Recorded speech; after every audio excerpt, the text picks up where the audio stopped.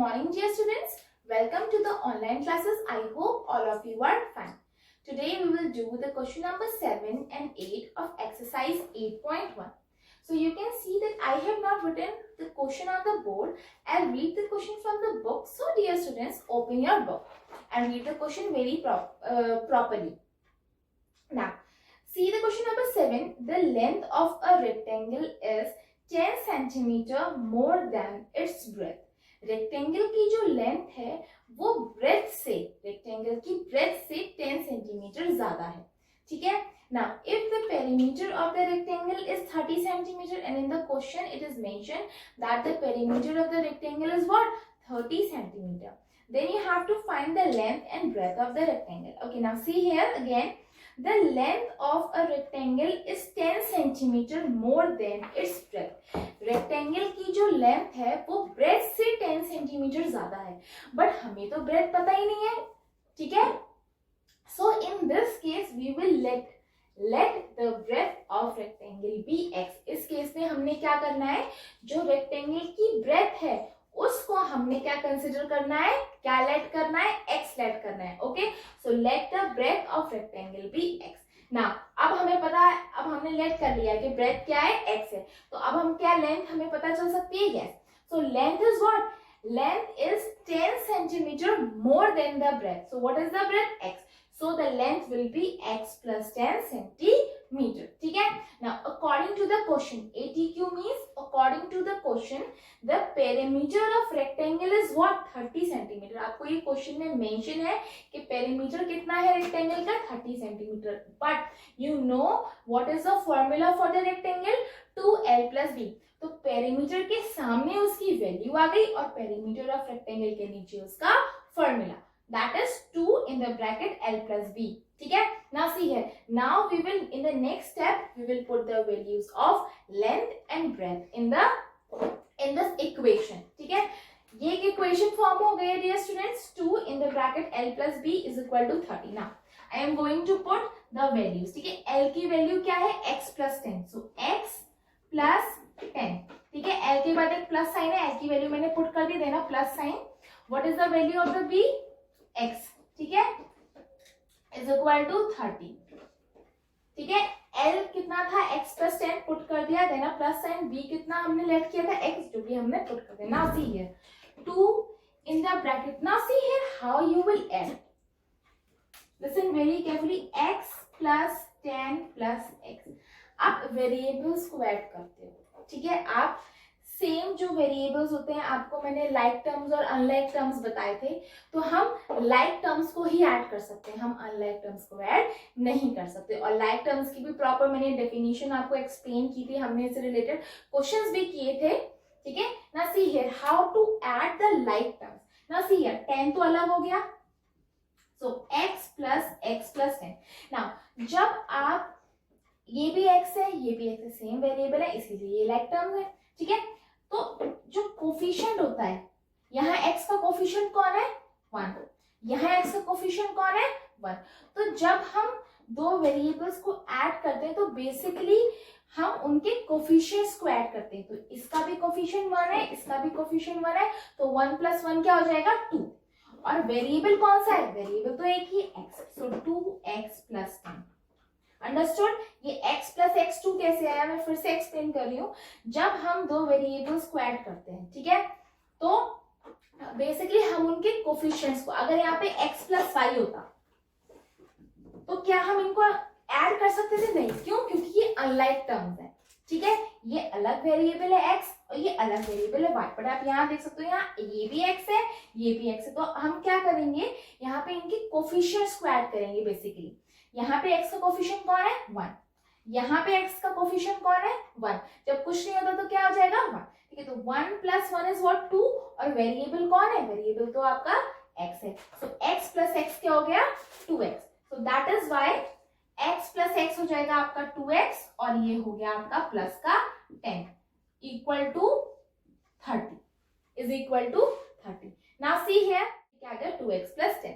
ना see here bracket के बाहर 2 है और ब्रैकेट के अंदर 2x प्लस 10 है. तो अब हम क्या करेंगे, पहले ये जो ब्रैकेट के बाहर जो नंबर है इसका मल्टीप्लीकेशन पहले हम 2x के साथ करेंगे और फिर 2 का मल्टीप्लीकेशन हम 10 के साथ करेंगे। अंडरस्टूड? सो सी हियर 2 2 4, ये x एज इट इज रहेगा, ठीक है ना, plus 2 10 20 is equal to 30। Again I am explaining, bracket के बाहर जो नंबर है पहले उसका मल्टीप्लीकेशन हम पहले वाले नंबर से करेंगे जो ब्रैकेट के अंदर है, उसके बाद सेकेंड वाले से। Now see here 2 2 4, x as it is रहेगा, नंबर को नंबर से ही मल्टीप्लाई करेंगे, ठीक है।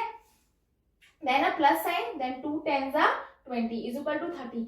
Now dear students listen very carefully. अब इस इक्वेशन को सॉल्व करने के लिए मैं ट्रांसपोजिंग का मेथड यूज कर रही हूँ, ठीक है।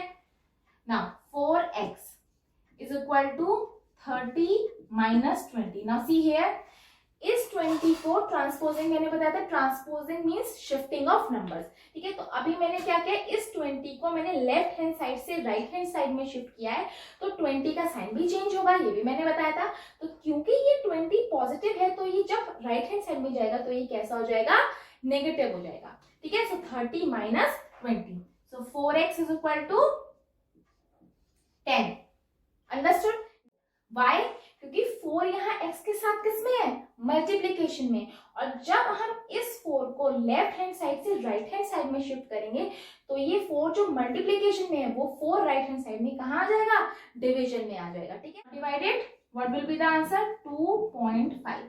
तो x की वैल्यू क्या आ गई, 2.5। x इज इक्वल टू 2.5, ये तो आपकी x की वैल्यू है, बट क्वेश्चन में हमसे क्या पूछा था कि we have to find out the value of breadth and length of the rectangle. Now see here, what is the breadth, x, breadth को क्या लेट किया था, x, तो x क्या था, 2.5, so breath of the rectangle will be 2.5 centimetre. Don't forget to write the unit, क्योंकि अगर आप यूनिट नहीं लिखोगे your marks will be deducted. Okay ना, length, what was the length, x plus 10। No x की जगह पे x की वैल्यू रख दी, क्या, 2.5, then plus 10 is equal to 2.5 plus 10 कितना हो गया, 12.5 centimetre. So the length of the rectangle is 12.5 centimetre and the breath of the rectangle is 2.5 centimetre. Now the question number 8, all of you look in your books. Neil is 4 times as old as his younger. Now the sum of their present age is 25 and the sum of the present ages of Neil and his younger brother is given 25. What is the present age of Neil and his brother? So in this question you have to find the age of Neil, present age of Neil and his brother. Now again, Neil is 4 times as old as his younger brother. ठीक है, नील, but हमें ये नहीं पता कि नील के younger brother की age कितनी है। So what we will do, we will let the age of Neil's younger brother be x years. हमने क्या ले लिया, हमने एज्यूम कर लिया कि नील के यंगर ब्रदर की एज कितनी है, x। तो नील की एज कितनी है, 4 times as old as his younger brother. 4 times किसका, अपने यंगर ब्रदर की एज का। सो 4x, ठीक है। Now see, according to the question, दोनों की present ages का sum given है आपको 25. So according to the question, sum of present ages is equal to 25. So नील के ब्रदर की एज कितनी है, x, और नील की 4x, दोनों का सम कर दिया, x plus 4x is equal to 25. Now I have told you कि हमने क्या ऐड करना है, कोफिशिएंट्स को ऐड करना है, ठीक है। ये भी वेरिएबल x है, ये भी वेरिएबल x है, सो 1 plus 4 is 5 and variable x तो 5 के साथ x ही लगेगा, ठीक है। Then 5x is equal to 25. Now I am using the transposing method. तो यहाँ पे लेफ्ट हैंड साइड में 5x के साथ मल्टीप्लीकेशन में है, तो जब हम इसको राइट हैंड साइड में शिफ्ट करेंगे तो 5 डिवीजन में चला जाएगा, ठीक है। So x is equal to 25 divided by 5. So the value of x is 5. Now ये तो x की वैल्यू आ गई. Now we have to find the present ages of Neil's younger brother and present age of Neil. So the present age of younger brother क्या थी, present age of younger brother x, ठीक है। x की value क्या निकल कर आई है, 5. So the present age of younger brother is 5 years and the present age of Neil, Neil की एज कितनी थी, 4x. So 4 into, put the value of x here, 5. So 4 into 5, 20. So the present age of Neil is 20 years. I hope all of you have understood these two questions.